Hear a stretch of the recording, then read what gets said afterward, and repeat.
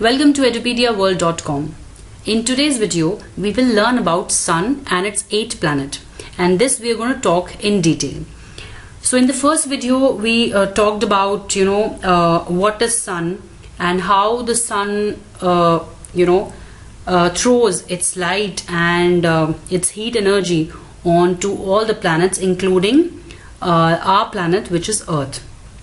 And today also we're going to talk more about some interesting facts and figures about Sun and the rest of the planets one by one. So our Sun is the largest object in the solar system, but we should also know that it is not the largest in the whole universe. There are other suns in the universe which may be larger than our Sun, but as far as our solar system is concerned, this is the largest object that is available among the rest of the 8 planets. It contains more than 99.8% of the total mass of the solar system. That is 99.8 out of 100. You can imagine how huge is the Sun. If I would say that the total mass is 100, then the Sun would constitute 99.8% of the total mass of the solar system.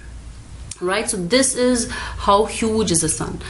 Now let's talk about the various parts of the Sun.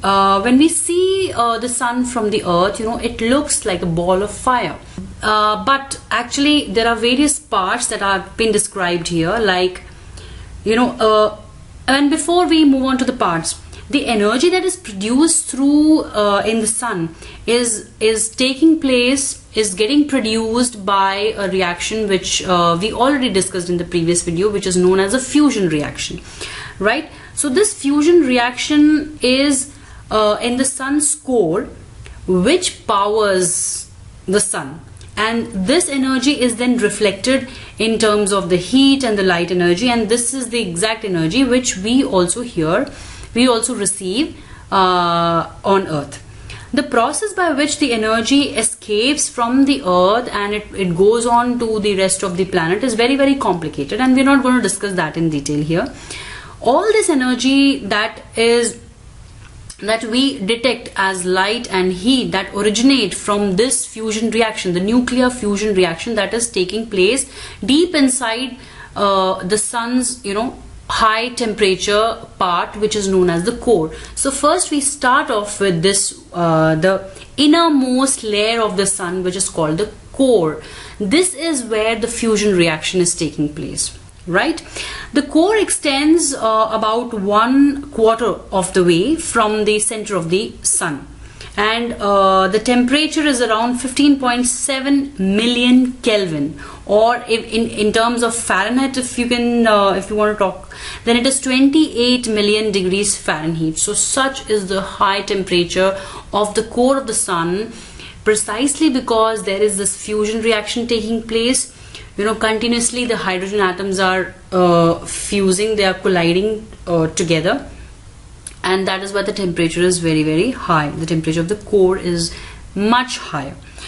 Now in the innermost shell, that is the core, right above the core, the energy is carried outwards by radiation, and the radiative zone extends to about 3/4 of the way to the surface. That is, this is the pink one that I've shown is the radiation zone, right? And the heat energy is just getting radiated from here. Above this radiation zone, this convective zone is another zone, but as of now you can just forget about this convective zone. But we talk about this photosphere. That is this is basically the visible part of the Sun. The visible part of the Sun's surface is photosphere, is only about 5,800 Kelvin. That is about 10,000 degree Fahrenheit. And so this is the photosphere. So once we are on Earth, what we see high above in the sky, which is shining like a ball of fire, is actually this surface, which is known as the photosphere. And the temperature of the photosphere is also quite high, which is about 5,800 Kelvin. And just above this photosphere is another thin layer which is called as the chromosphere, and above this chromosphere is again a region of hot plasma which is called as the corona, and the corona is about 2 million Kelvin. That is the temperature, that such is the high temperature, 2 million Kelvin. And if you talk about Fahrenheit, then it is 3.6 million degrees Fahrenheit, and it is much hotter than the visible surface. That is, this is the core. These are the important layers that I'm talking about. So this is the core here. This is the photosphere, and photosphere is a layer which is actually visible to our eyes. And this is the chromosphere, and the final layer is corona, right? So this is much hotter than the photosphere here, which is the visible, and this is the layer of plasma, a thin layer of plasma here. So now some other interesting facts about sun is that at present about 70% of hydrogen and 28% of helium is what is there in the sun. That is, sun consists of 70% of hydrogen and 28% of helium, and the rest all, which is about 2%, is some other metals and other mass and other gases. So mostly it is hydrogen, right? Sun's power about 386 billion megawatts is produced by the nuclear fusion reaction, which we already talked about. And the temperature also, we said 5800 Kelvin is the temperature of that photosphere. And what is photosphere? This photosphere layer is that layer that is visible to us, right? Okay, we're going to now talk about something about what are known as sunspots.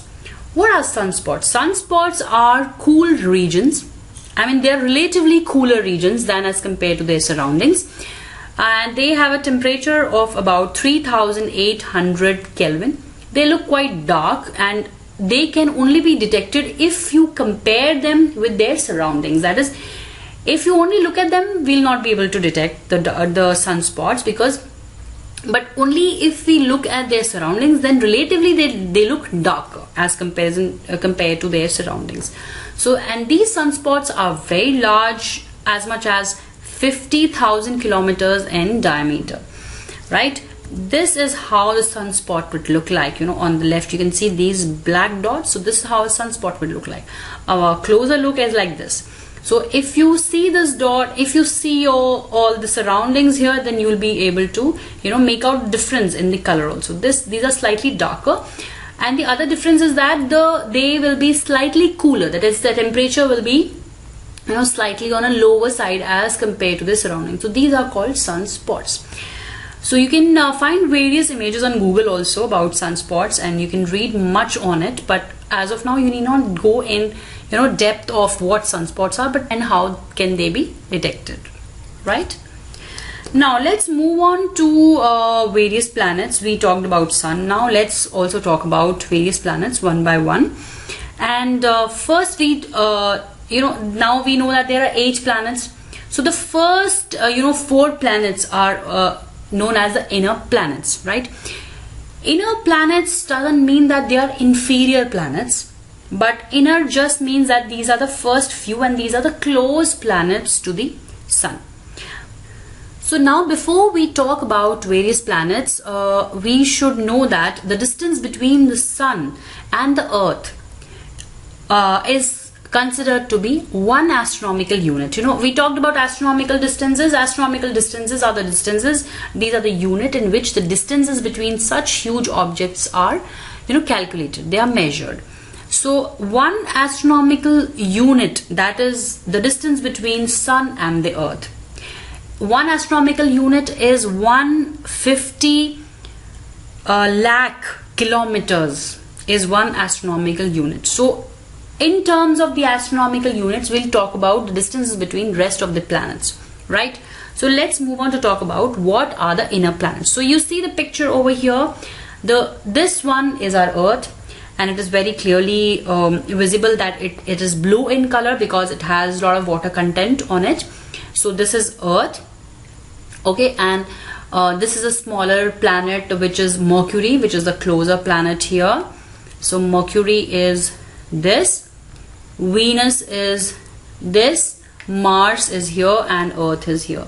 So this is not the actual size, it is just a picture, but then the size, you can expect that the size will vary in this similar scale. Mercury will be this much smaller than the Earth, and similarly Mars will also be smaller than Earth and little larger than Mercury. So this is just shown just to show you that how the difference in the size would look like actually. Okay, these planets, 3 of the 4 planets, the inner planets, that is the Venus, the Mars and the Earth, they have atmosphere which is substantial enough to generate weather, such as you might have the rift valleys and the volcanoes. So these 3 planets, Venus, this one is Venus, and Earth and the Mars, so these 3 are capable of having atmosphere on their surface. Okay, so the inner planets, these planets are dense, their composition is rocky. These planets may have few moon, and some of the planets may just not have any moon, and they're largely composed of refractory minerals such as the silicates, which form their crust and mantles, and metals such as iron and nickel, which forms their core. So these are generally the characteristics of these inner planets. So we're going to talk about these planets one by one, right? So Mercury is the first planet. It's the innermost planets, and it is much smaller than the Sun and even our Earth. The distance between the Sun and the Mercury is a 0.4 astronomical unit. So we said, what is 1 astronomical unit? 1 astronomical unit is 150 lakh kilometers. So it is 0.4 astronomical units. So you can imagine as to what will be the distance between the Sun and the Mercury as compared to the distance between Sun and Earth. So this is about Mercury. It is much smaller as compared to the size of the Sun, right? This is the closest planet. It's also the smallest planet, and also very important thing is that it is the hottest planets among the entire solar system. That is because of its close proximity to the Sun. It is much closer to the Sun as compared to rest of the planets, so it is much hotter, and that is why no life is expected on this planet, because it is so hot that no life is expected to be on this planet. The Mercury does not have any natural satellites, no known satellites as of now. So this is about Mercury. The Mercury takes 88 days to revolve around the Sun. So the revolving ball that you see here is nothing but it is Mercury. It is shown that it is Mercury. It takes 88 days. And why does it take 88 days? It's because it is much closer to Sun, so that is why the orbit that it makes around the Sun is much smaller. How much does Earth takes to complete one revolution is 365.25 days. We learned earlier in the video. So you can compare. Earth takes 365.25 and Mercury takes only 88 days because it is very close to Sun.